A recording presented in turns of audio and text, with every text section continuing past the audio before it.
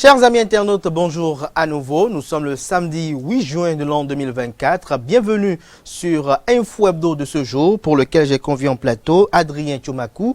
Il est analyste politique. Il sera face à un activiste politique, Habib Wilfried Arandessi. Avec eux, chers amis internautes, nous essaierons de décrypter la tournée gouvernementale qui prend fin ce 8 juin 2024 sur l'ensemble du territoire national. Nous n'occulterons pas de faire quelques commentaires sur la crise qui secoue le Bénin et le Niger, Cotonou et Niamey, avec la récente sortie du procureur spécial après la Cour de répression des infractions économiques et du terrorisme, Kriet Mario et l'homme Metonou, et également la réponse qui s'en s'est suivie de Niamey, une réponse qui a été co-animée par le ministre du pétrole nigérien et le garde des Sceaux. Avant de retrouver mes débatteurs pour le décryptage du jour, chers amis internautes, je vous invite à suivre cette capsule vidéo qui vous vante les mérites de l'école supérieure d'administration, d'économie, de journalisme et des métiers de l'audiovisuel qui a ses campus dans la ville de Cotonou, avec deux campus à Cotonou bien évidemment, dans la ville d'Abomey-Calavi et celle de Parakou. L'École supérieure d'administration, d'économie, de journalisme et des métiers de l'audiovisuel ESAE offre de nouveaux challenges pour l'année universitaire 2023-2024. Étudiantes et étudiants, parents d'élèves nouveaux bacheliers, ESAE, c'est la garantie d'une formation de qualité à des conditions très avantageuses. À Gbedjromede, à Papa, à Abomey-Calavi et Parakou, inscrivez-vous en administration générale, administration du travail et de la sécurité sociale, trésor et finances publiques, impôts, diplomatie et relations internationales, journalisme et métiers de l'audiovisuel, gestion des marchés publics, planification et développement local, sciences économiques, sciences juridiques et toutes les filières des sciences de gestion. ESAE vous offre des bourses, demi-bourses et de réductions pour les premières inscriptions dans toutes ces filières. Waouh! En licence 1, 2 et 3 et en master, bénéficiez jusqu'à 50% de réduction sur tous nos sites. N'est-ce pas génial? Infoline. ESAE Gbedjromede, 3e rue à droite en quittant le carrefour Le Jador pour la BIBE Jéricho ou au plus 229 90 93 65 21 98 98 14 00 à Kpakpa au plus 229 52 88 33 33 à Abomey-Calavi au plus 229 52 88 44 44 Parakou au plus 229 52 46 12 12. ESAE, l'excellence à un an.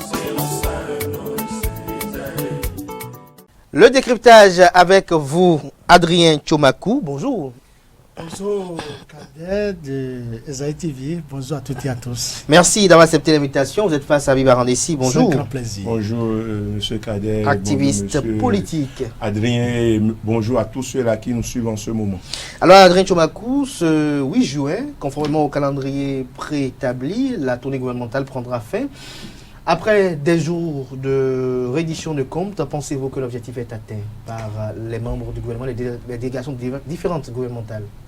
L'objectif est largement atteint. Vous savez, quand vous gérez un pouvoir, il faut aller au contact des populations à la base. Il faut aller leur expliquer certaines choses. Comment vous avez travaillé, ce que vous avez eu à faire. Il faut essayer d'aller exposer ce que vous avez fait au peuple en général. Vous savez, la reddition des comptes est désormais une obligation. Je dirais que c'est constitutionnel parce qu'aujourd'hui, nous avons maintenant une cour qui s'occupe de la reddition des comptes. Et si cette cour n'était pas créée, on devrait la créer. On devrait la créer. Encore que, ce qu'ils vous souviennent, que Boni Yahi, c'est parce que le chef de l'État, l'ancien chef de l'État, Boni Yahi, voulait la création de cette cour, qu'il voulait forcer les choses pour pouvoir réviser la Constitution. Mais des députés à l'Assemblée nationale s'étaient opposés en ce moment. Donc la reddition de comptes, c'est une obligation, c'est un fait, et je pense que le gouvernement de Patrice Talon est en train de respecter les textes en vigueur en République du Bénin. Alors, pour vous, Habib Arandessi, est-ce que vous partagez l'avis de Adrien Tchomakou? La reddition de comptes, c'est une obligation? Naturellement, quand vous choisissez des gouvernants, ils doivent des comptes. Ils doivent des comptes périodiques à la population, à leur mandant. Mais dans le cas d'espèce, ce n'est pas une reddition de comptes. Ah bon? Ce n'est pas une reddition de comptes. C'est une promenade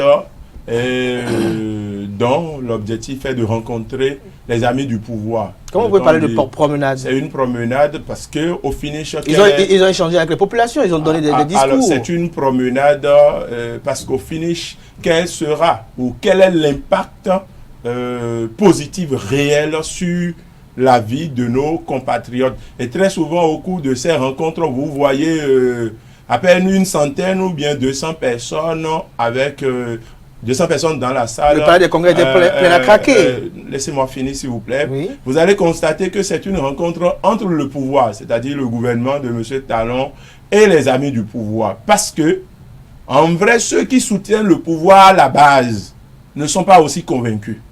Donc, il faut aller leur expliquer un peu ce que le gouvernement fait en griffe, afin que eux autres, ils aillent expliquer à ceux-là qui ont fait, c'est-à-dire les citoyens lambda, ceux-là qui rencontrent un certain nombre de difficultés, qui sont obligés de faire face à la misère, à la pauvreté, au chômage et bien d'autres problèmes, comment le gouvernement travaille. Alors, le contexte est, les gens prennent les moyens, les maigres moyens, parce que nous n'en avons pas beaucoup, les maigres moyens de l'État se promènent avec, vont rencontrer leurs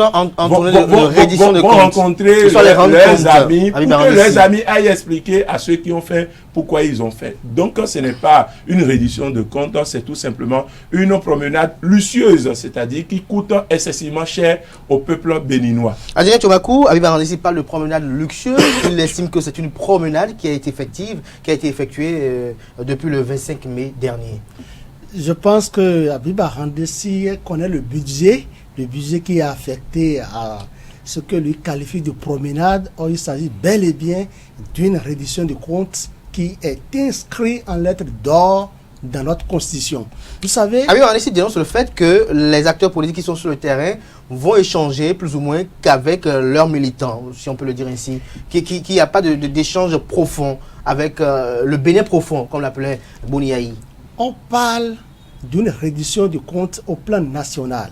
Et la tournée gouvernementale de 2 semaines s'est déroulée sur tout l'étendue du territoire national. Qu'ils vous souviennent que même à Kandi, même à Malanville, il y a eu reddition de comptes. Autrement dit, ce n'est pas ici, à Cotonou seul, que la reddition de comptes s'est déroulée. Écoutez, la reddition de comptes, quand Habib Arandessi parle, et il estime que ce sont des acteurs politiques du pouvoir qui vont échanger avec des acteurs politiques de ce même pouvoir, je dis non. On a parlé d'une tournée gouvernementale de reddition de comptes. Qui sont ceux que vous avez remarqué sur le terrain? Qui sont ceux avec qui les acteurs politiques, les paysans, j'ai vu des paysans, j'ai vu des agriculteurs à qui, au nord du Bénin, au centre du Bénin, que ce soit à Dassa, à Banter, à Tchaourou, à Bukumbe, à Natitengu, j'ai suivi des images. Et qu'ils vous souviennent, si vous entendez les cadres du gouvernement, les ministres du gouvernement expliquer pourquoi les cotonculteurs, pourquoi les sojaculteurs ne doivent-ils désormais vendre à l'étranger, à l'extérieur, la quantité importante de soja qui est produit en République du Bénin. Je pense qu'il fallait cette tournée, effectivement, pour que le cotonculteur, le sojaculteur prennent langue avec l'acteur politique, avec l'acteur du pouvoir central et comprennent davantage la raison pour laquelle,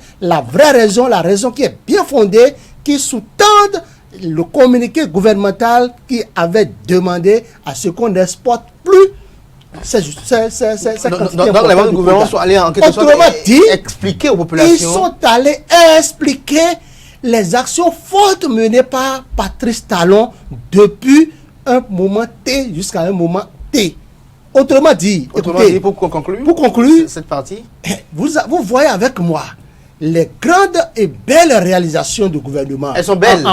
Elles sont bonnes pour vous. En termes d'infrastructures routières. Rapidement, en termes d'infrastructures routières. L'asphaltage qui se déroule sur toute l'étendue du territoire national, l'asphaltage de nos artères, de nos routes, ce n'est pas seulement à Cotonou, ni à Abomey-Calavi, c'est aussi à Djougou, c'est aussi à Kandi, c'est aussi à Bukumbe.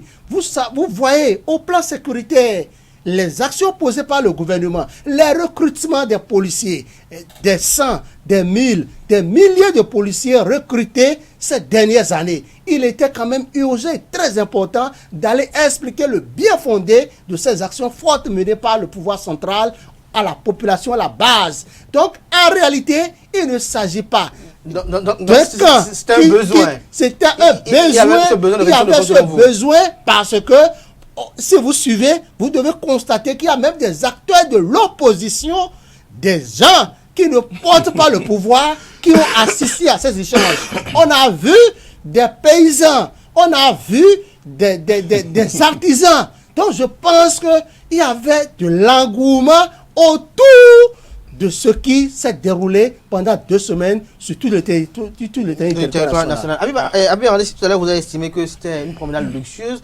Pourquoi vous dénoncez le luxe? Est-ce que ce sont les moyens de l'État qui ont été mis à contribution, que vous avez parlé de luxe, ou vous estimez qu'ils n'étaient pas habillés conséquemment?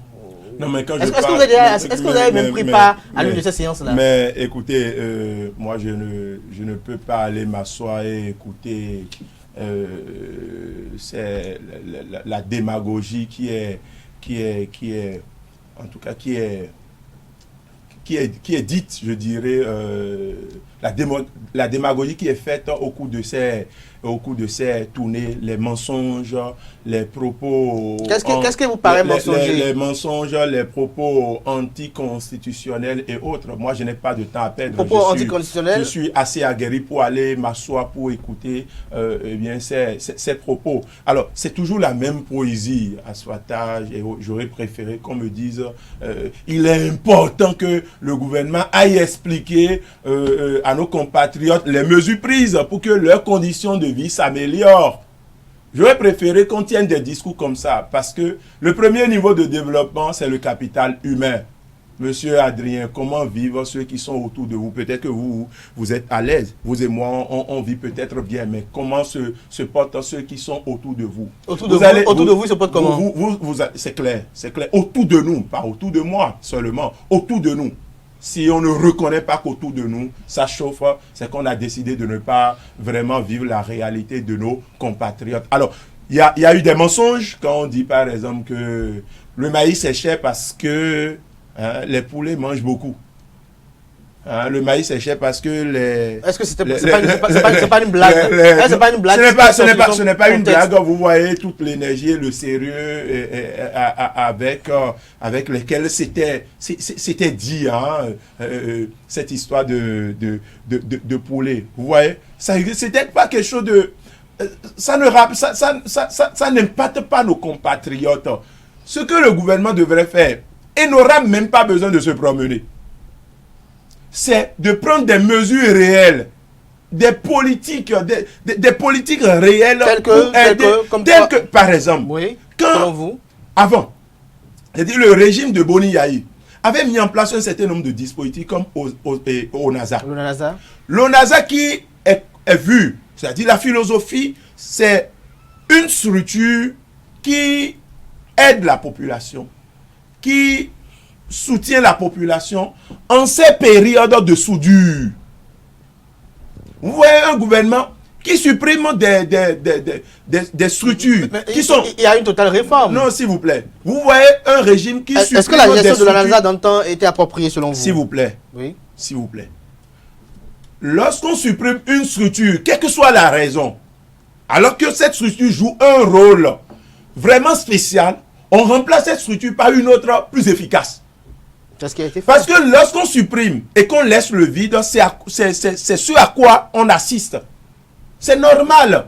Aujourd'hui, non, je reviens. Je parlais de mensonges. J'ai parlé de cette histoire de poulet qui mange beaucoup. Et donc, il faut interdire l'élevage des poulets. Non, mais justement, ce régime n'est pas sérieux. Ce régime n'est pas sérieux. Ça me fait rire parce que le régime, quand on tient ce genre de propos, ça manque de sérieux. Nous sommes face à un régime, c'est un gouvernement, on ne peut pas tenir de tels propos. On demande, s'il vous plaît, vous ne me laissez pas développer mes idées, mais moi ça me frustre un peu. Oui. Alors, lorsqu'on demande, lorsque la vice-présidente demande aux compatriotes les actions, au vu des actions qui sont menées par le régime en place, il faut lui accorder un 3e mandat. C'est anticonstitutionnel. Est-ce que c'est comme cela que ça Mais justement, lorsqu'on parle de 3e mandat, est-ce qu'elle a évoqué 3e mandat?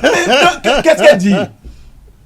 Qu'est-ce qu'elle dit? Non, moi, je vous pose la question. Moi, je dis, quand elle parle de 3e mandat, en temps normal, si on avait une cour constitutionnelle, si on avait une justice vraiment, Le parti politique, les démocrates, oui, mais non, mais justement, ce n'est pas le parti politique qui devrait même, le parti politique, les démocrates qui devraient même saisir, la justice. C'est la justice qui devait s'auto-saisir de ce dossier. Parce que nous en avons vu, il y a eu des décisions jurisprudentielles en la matière. Nous avons vu des ministres qui ont parlé de troisième mandat, ils ont été interpellés, ils ont été ramenés à l'ordre. C'est sous Patrice Talon que nous assistons à ces propos-là, sans que les auteurs ne soient réellement interpellés. Et il y a bien d'autres. Quand on ment aux compatriotes que c'est la guerre en Ukraine, hein, c'est la fermeture de frontières qui explique la cherté de la vie, on va tenir les mêmes discours pendant combien de temps alors que nos compatriotes sont en quête de solutions. Est-ce que la cherté de la vie, oui. Est-ce que la cherté de la vie, selon vous, n'est pas une conjoncture actuelle? Alors, la cherté de la vie est partout dans le monde.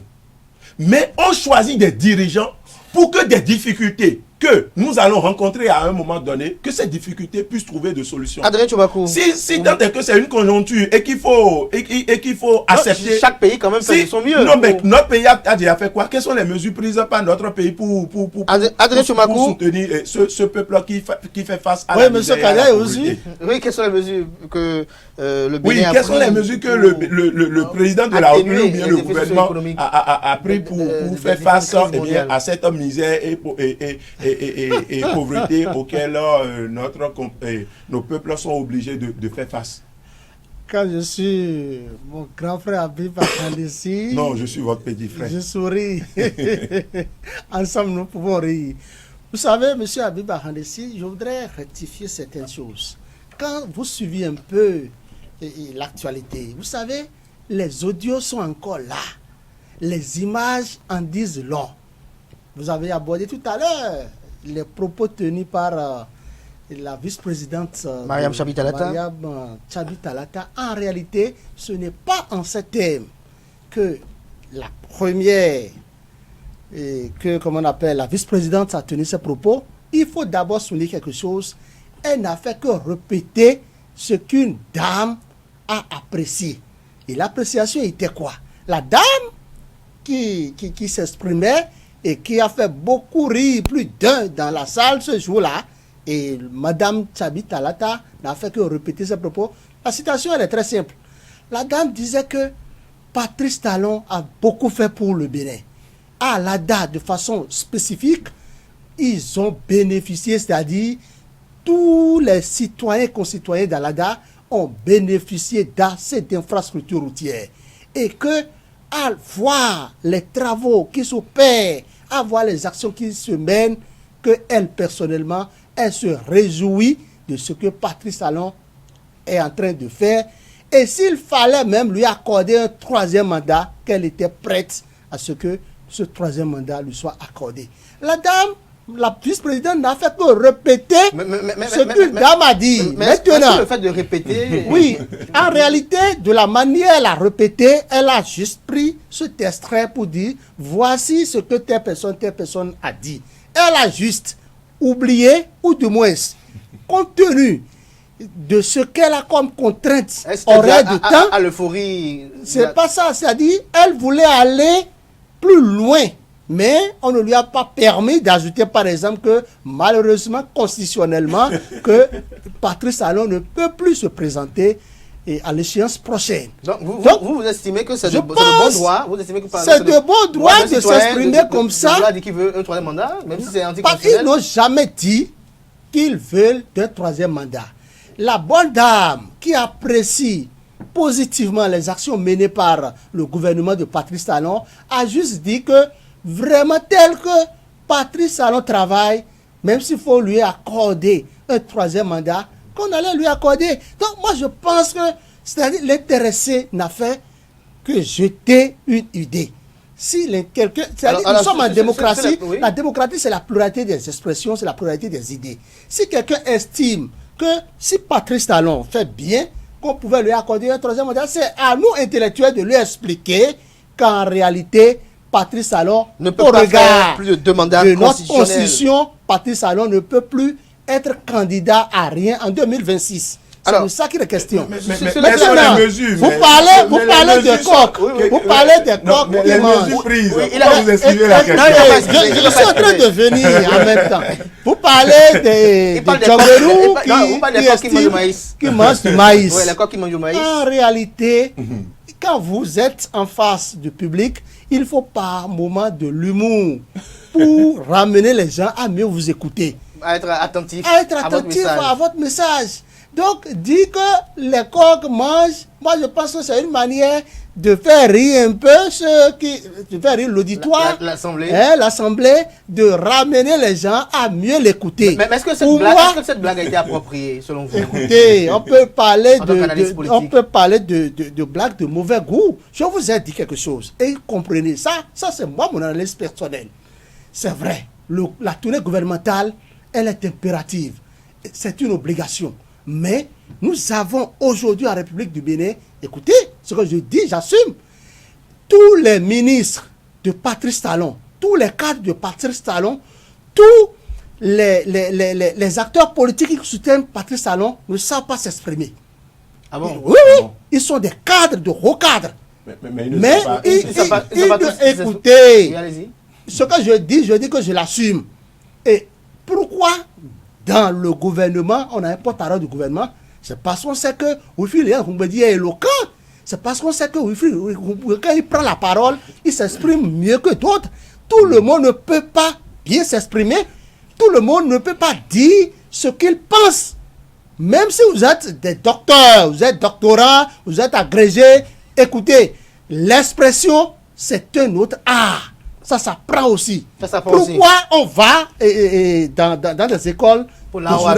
journalisme, pourquoi on va dans des écoles de communication? Alors, pardon, Quand vous parlez vous parlez Des mesures contre la vie chère. des mesures contre la vie chère, avant d'aborder concrètement ce sujet, vous avez évoqué tout à l'heure ce que je veux qualifier d'ONASA.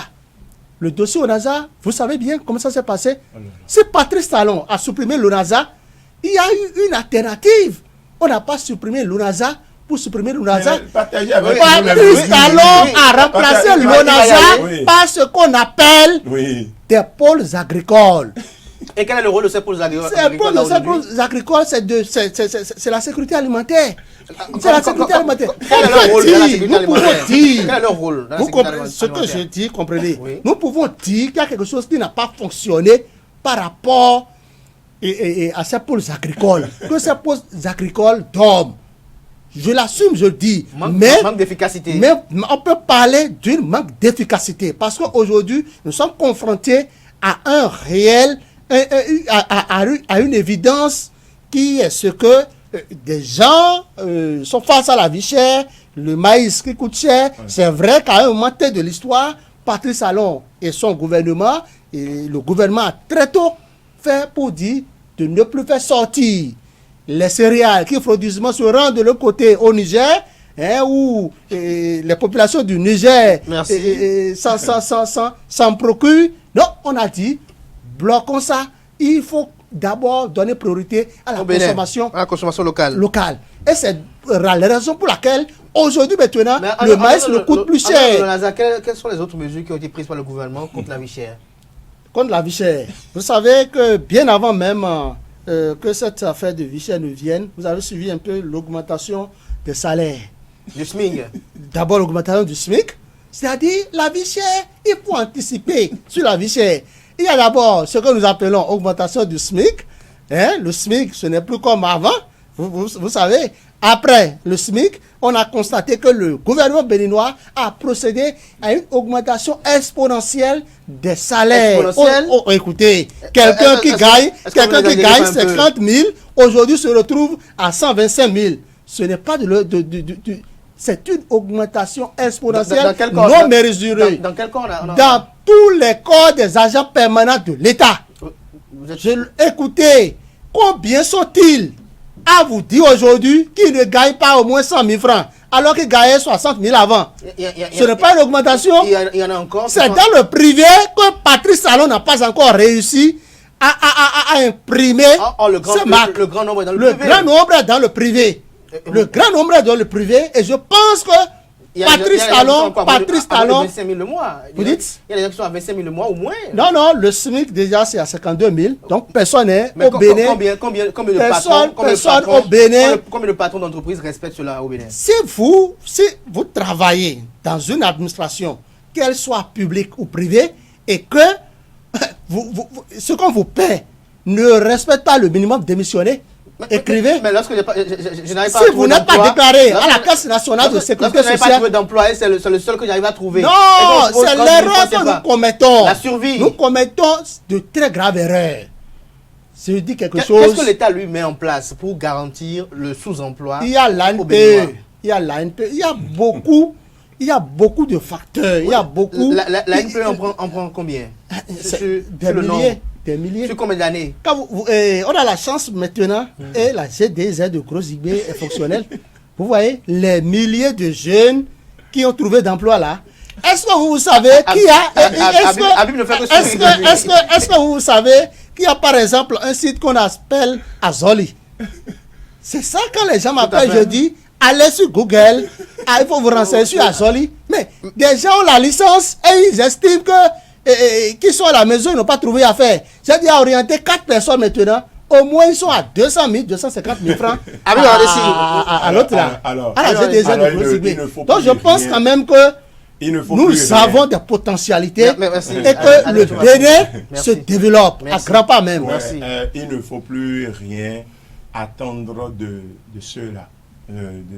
Du régime. Vous connaissez Azoli? S'il vous plaît. Vous connaissez Azoli? S'il vous plaît. Non, est-ce que vous connaissez Azoli? Laissez-moi. Oui ou non, vous connaissez? Laissez-moi parler, s'il vous plaît. Oui, mais répondez. Vous avez donné assez de temps à M. Adrien qui a développé, qui est allé dans tous les sens. Vous aussi, vous êtes allé un peu. Moi, je vous ai laissé tout à l'heure. Vous avez fait 15 minutes. Sans malheureusement, non, quand même. N'exagérez pas. Vous avez fait 15 minutes tout à l'heure. Alors, il ne faut plus rien attendre de ceux-là. Ils n'ont plus rien à dire. À part la démagogie, c'est des démagogues. Nous avons en face de nous un régime de saga. Quand on leur pose une question, non, ce n'est pas... Oh, mais qu'est-ce que vous appelez injure? Lorsque vous posez des questions à quelqu'un et la personne est obligée d'aligner des mots et au finish, vous ne voyez rien. On dit quelles sont les mesures prises aujourd'hui par le régime de M. Patrice Talon pour aider nos compatriotes à faire face à la pauvreté, à la misère, à la cherté de la vie. On parle, mais vous ne citez aucune mesure en fait. Vous parlez de pôle agricole, ça n'a aucun sens dans ce que nous disons ici. Et vous le sentez, c'est-à-dire, vous ne pouvez pas nier, on ne peut pas nier la réalité que nous vivons au quotidien. Et c'est ça ce que je dis. C'est une promenade. Nous sommes à quelque part des élections. Il faut préparer le terrain. Il faut ceux-là qui sont frustrés. Parce que à la base, ceux qui soutiennent le pouvoir, beaucoup sont frustrés parce qu'ils vivent pratiquement la même situation, les mêmes problèmes que nos compatriotes, que des citoyens lambda. Donc il faut tenter de leur expliquer que tout va bien. Et puis après, eux autres, si certains sont convaincus, ils iront voir les autres pour tenter de leur faire comprendre pourquoi ils ont faim. Au finish, aucun impact. On utilise les moyens de l'État dans un contexte très très difficile pour se promener et pour zéro résultat. Alors, vous avez entendu tout à l'heure, j'ai parlé de cette histoire de coq. Je voudrais qu'on soit sérieux, monsieur Adrien. Mais si on soutient un pouvoir, il faut à un moment donné dire certaines vérités. Ce n'était pas une blague. Je ne sais pas si vous avez suivi l'extrait. C'est sûr que vous n'avez pas suivi. Sinon, vous n'allez pas parler de blague. Regardez toute l'énergie. Vous allez dire que M. Diogbenou n'est pas éloquent. Il ne s'exprime pas bien. Non, si on doit même comparer entre M. Diogbenou et M. Léon Wilfried Rungbedji, je pense qu'il n'y a pas de comparaison en matière d'éloquence. Donc, ce n'était pas une blague. On ne sait plus, c'est comme ce que vous faites sur ce plateau. Vous ne savez plus réellement l'argument avancé. L'argument que vous pouvez avancer, l'argument que vous pouvez avancer pour défendre un pouvoir. La communication, c'est un art. Un pouvoir qui a échoué. La communication, c'est un art. Vous me laissez finir. Je ne vous ai pas interrompu. L'interruption doit s'imposer parce que... On ne va pas s'écouter. On va s'écouter. Oui, il faut que je ratifie ceci rapidement. Comme il parle de Diogbenou, son excellence, la communication, ça s'apprend. Diogbenou n'est pas un communicateur.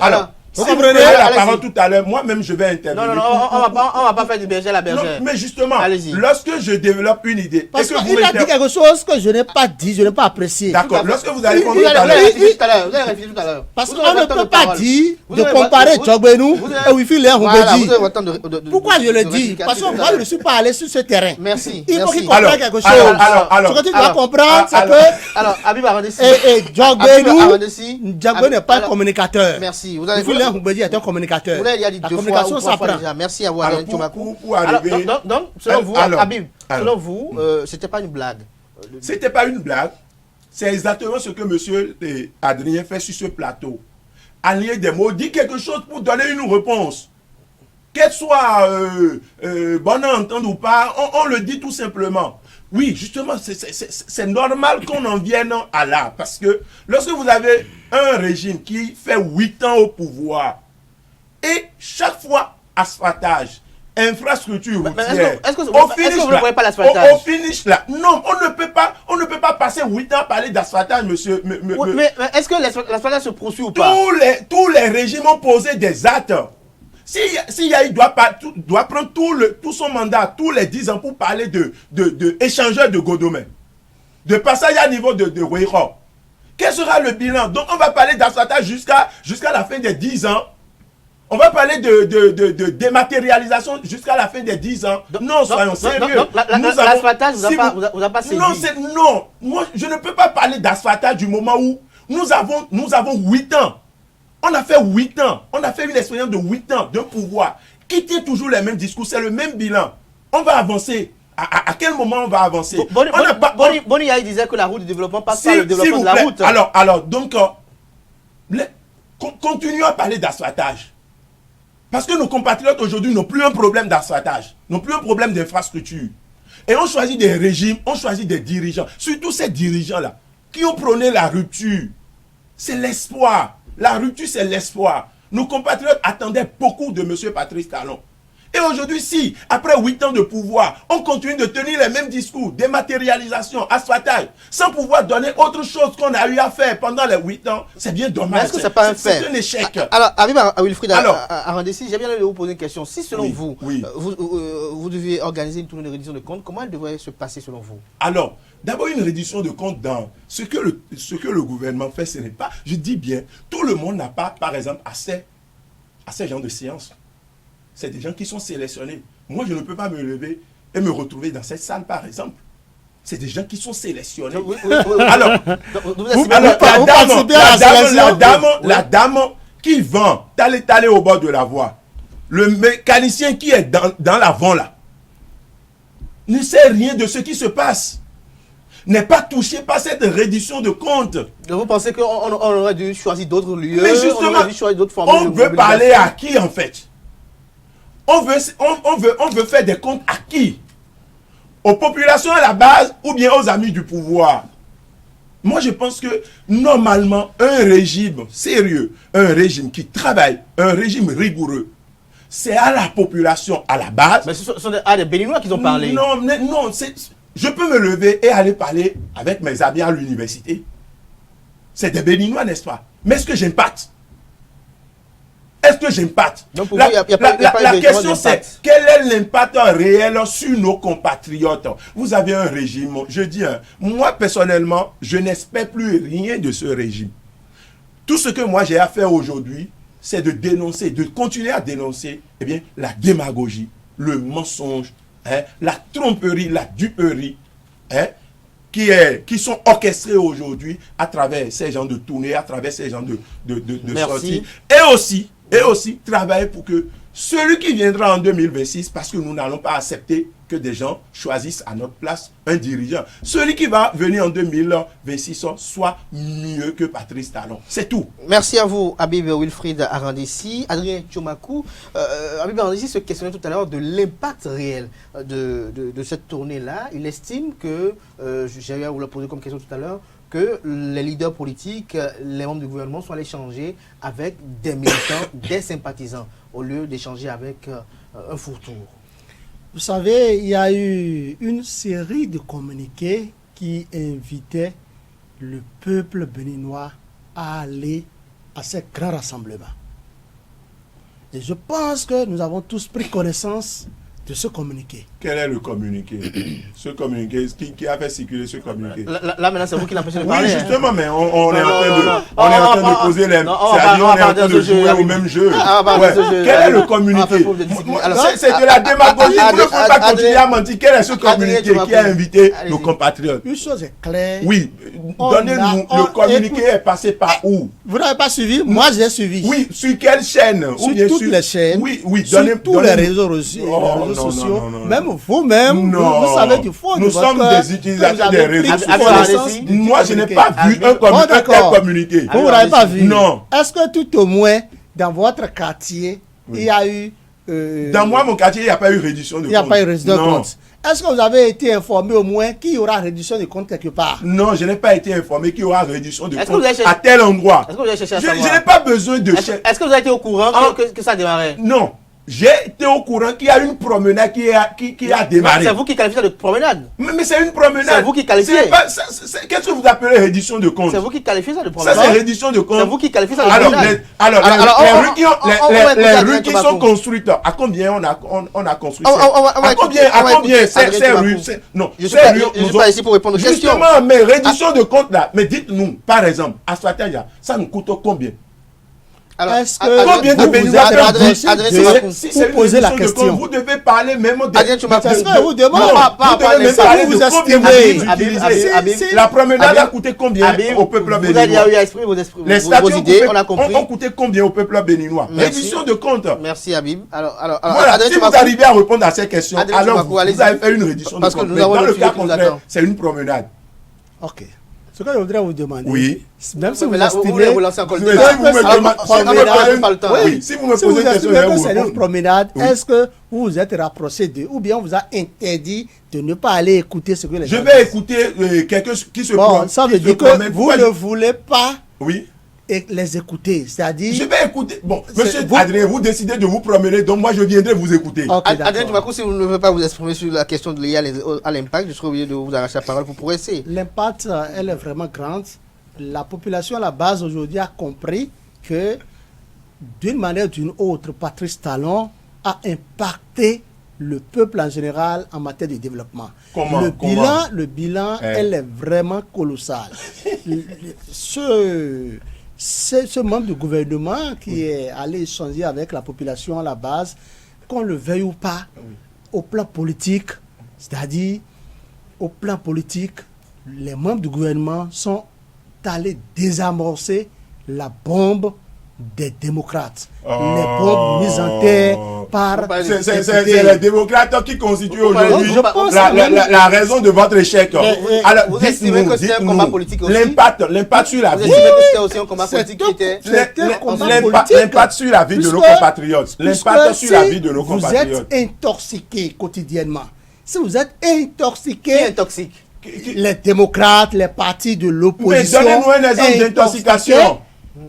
Écoutez, si vous êtes... Ceux qui parlent de promenade, par exemple, c'est ça? Vous voyez, non? Donc c'est ça l'intoxication. Vous êtes là pour intoxiquer. Si vous êtes intoxiqué, il est quand même de bon ton qu'on aille servir la vraie version. Et la vraie version, par exemple, c'est les coqs qui mangent assez de maïs. Oui, parce que je dis, les vraies actions posées par le pouvoir central, les actions phares, les actions menées de part et d'autre, je pense quand même que... la dématérialisation. Merci à vous. Merci à vous. Habib Arandissi. Vous êtes activiste.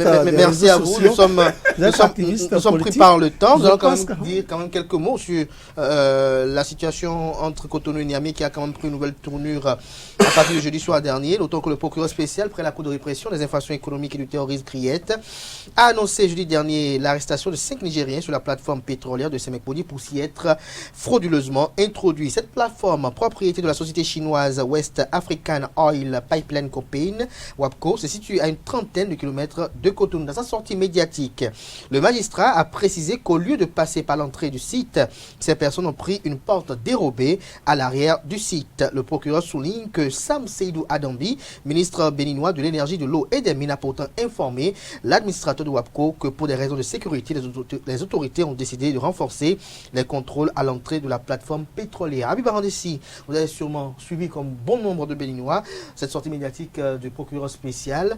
Dites-nous comment on peut apprécier cette arrestation-là. Alors, je pense que cette arrestation ne va qu'envenimer, la situation déjà délétère, la crise entre le Niger et le Bénin. Je pense qu'on doit, lorsqu'on parle, les actes doivent suivre. Nous avons vu un président, notre président de la République, Patrice Talon, qui dit n'avoir aménagé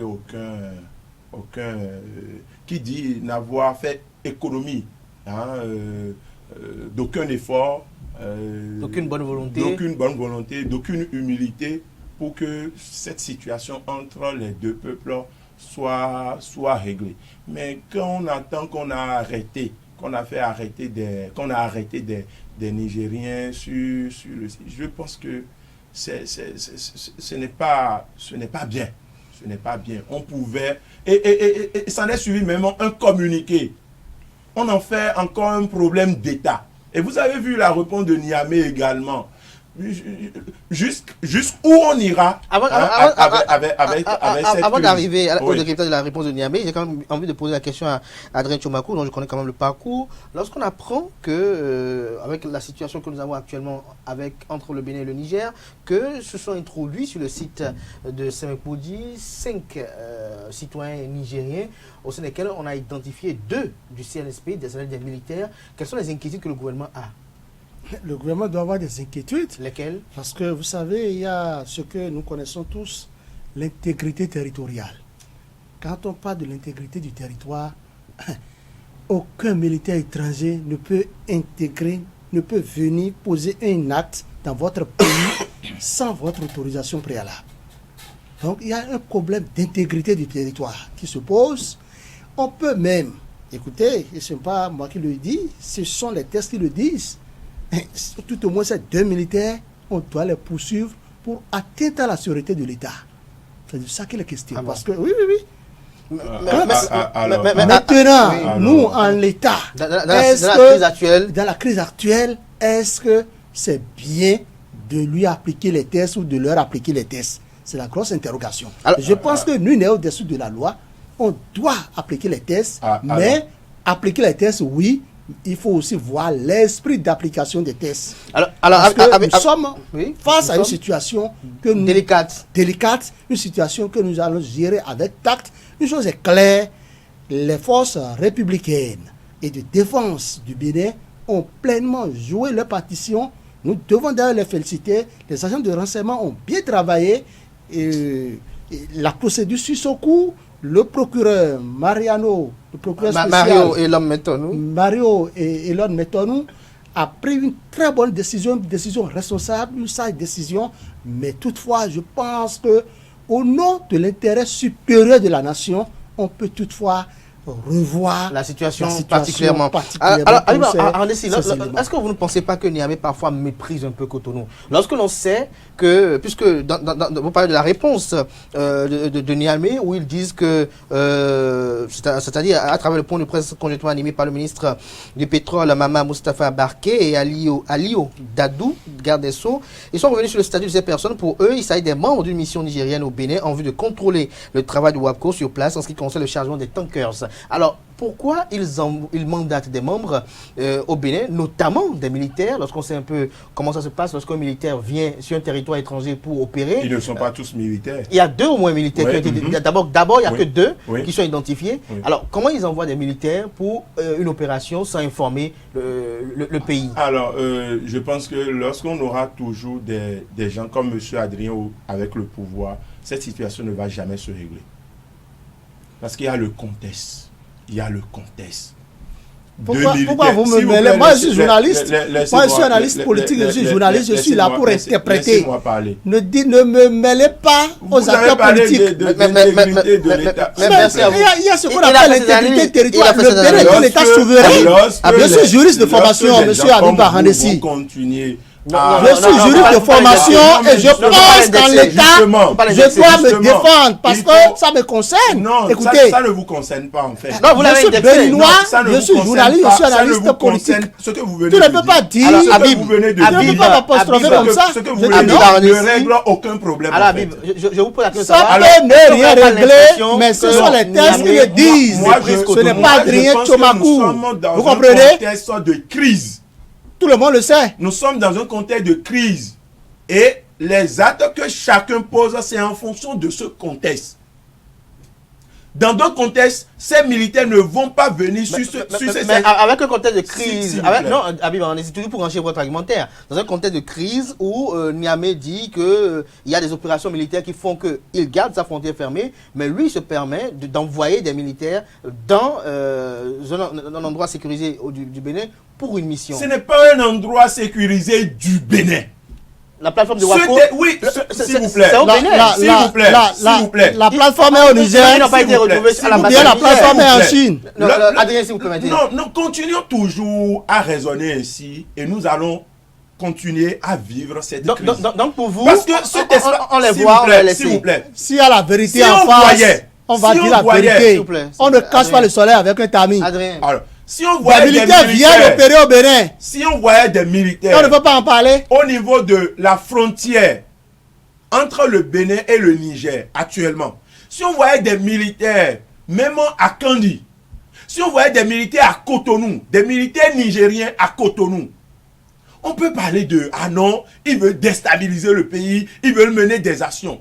On parle d'un espace aujourd'hui que partage, même si c'est sur le territoire béninois, c'est un espace que partagent 3 pays. Vous voulez ou vous ne voulez pas. Vous pensez que Cotonou, par exemple, peut envoyer des militaires à l'ambassade du Bénin au Niger sans informer le Niger? Mais laissez-moi parler. Moi, je vous pose une question également. S'il vous plaît. Oui, donc vous estimez que ce que vous dites est extrêmement grave. Pas informer le Niger. Ce que vous dites là, c'est extrêmement grave. Nous sommes dans un contexte où nous avons un espace qui est même en situation de crise aussi, qui est l'espace de occuper... La plateforme ne souffre de rien, c'est non, le Bénin qui régente la plateforme. Bon, vous ne voulez la pas me laisser... La plateforme, elle est béninoise. Vous ne voulez pas me laisser la plateforme est béninoise, c'est sûr. Ce que j'ai le territoire béninois.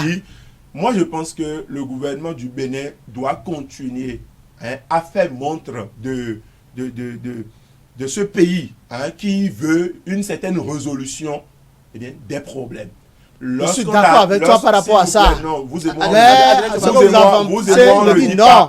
on ne dit pas la même chose, ok? Mais on ne peut même pas dire la même chose. Je pense que le Bénin, ce n'est pas seulement dans les discours. Je pense que le Bénin doit poser réellement les pas. Donc jusqu'à présent, le Bénin n'a pas posé le pas? Non, lorsqu'on fait arrêter des citoyens nigériens, sous prétexte qui se sont introduits frauduleusement sur l'espace béninois. Et on fait des précisions sur 2 militaires. On parle d'intégrité territoriale. Vous voulez ramener autre débat. Et le débat que vous voulez ramener tout le... Est-ce que c'est pas votre raisonnement, vous qui amenez le débat? Non, on n'est pas allé à Zongo pour arrêter des Nigériens dans la boutique. S'il vous plaît. Monsieur Handessi, je vous invite à aller lire l'intégralité de la déclaration du procureur. Moi j'ai écouté le procureur et je dis, on n'a pas... Non, l'heure n'est même pas à ça. Nous savons exactement ce qui se passe entre le Niger et le Bénin. Et aujourd'hui, tous les 2 pays doivent ramener la balle à terre afin qu'il y ait une certaine compréhension entre les 2 peuples. Parce que la crise que nous vivons, c'est les 2 peuples qui payent le prix.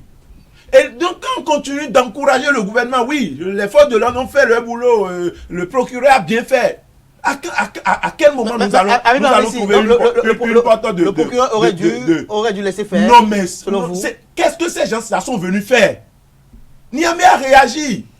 Le procureur a précisé, peut-être si vous n'avez pas fait attention, que ces personnes se sont fait confectionner pour la circonstance de faux badges d'employés du WAPCO Niger. Oh non, écoutez. Tu vois ça? Écoutez. Est-ce que tu as entendu? S'il vous plaît. Vous ne faites pas foi. S'il vous plaît. Monsieur Kader, moi, je voudrais finir avec ce débat.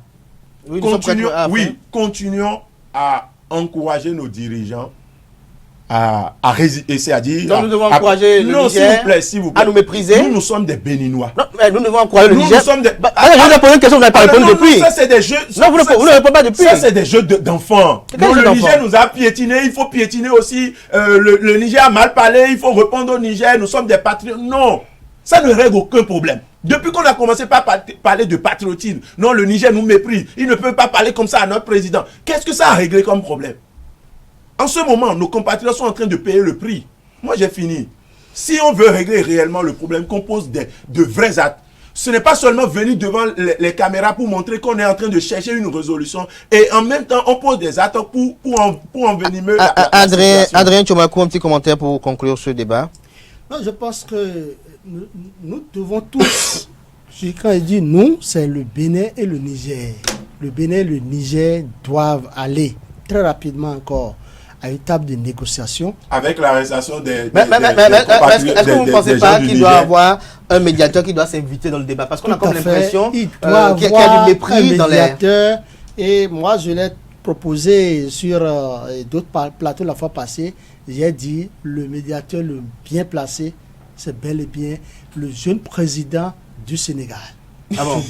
Parce que c'est un jeune qui, apparemment... Pourquoi pas Tinubu? Pourquoi pas Tinubu? Si on parle d'autres personnes, pourquoi pas Tinubu? On va étiqueter ce dernier à un régime où il était déjà membre de la CEDEAO et il est membre de l'AES, ainsi de suite. Mais donc je pense que le Niger a ouvert ses frontières avec le Nigeria. Le Niger est neutre. Il fait partie, il est le plus jeune, d'ailleurs président de tous ceux qui sont dans l'espace CEDEAO actuellement. Et je pense qu'il a cette qualité. Il n'est pas le plus jeune. Président? Non. Ah bon? Mais il est plus âgé que qui? Mais Traoré est moins âgé que Diomaye Faye. Est-ce que c'est démocratiquement que Traoré a pris le pouvoir? Est-ce que pour vous, Traoré c'est un président pour vous? Traoré, c'est un président? Traoré, ouais.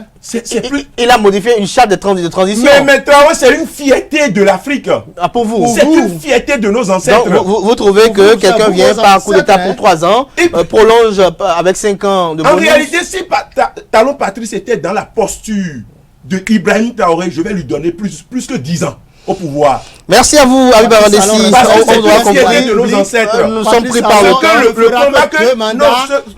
Merci à vous, Ibrahim Tchomakou. Je rappelle à nos amis internautes qu'Adrien Tchomakou, il est analyste politique. Habib Wilfried Arandessi est activiste politique. Merci à tout un chacun pour l'attention. Retrouvez demain dimanche Carles Kitome et Nasrine Fatoumbi pour l'inviter.